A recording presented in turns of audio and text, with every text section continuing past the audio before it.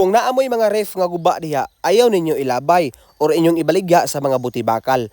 Tungod kay dako kay na siyag pulos labi nagting init.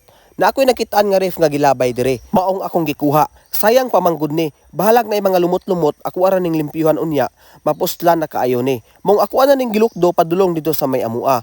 O pag-abot diri sa mua gibutang nako dapit sa may gripo. Kay ako among ning limpyuhan, tanggalon nako ning mga lumot-lumot nga nag-green-green diri. Gikuha nako ning hose para dili nako magkakot-hakot og tubig.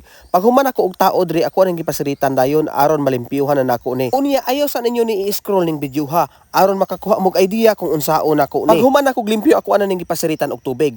Kay akong plano ako among guning puno og tubig. Unya kay dugay pa man ni mapuno tungod kay dako man ako asang gibiyaan. Ug pagkataod sa akong pagbalik puno na.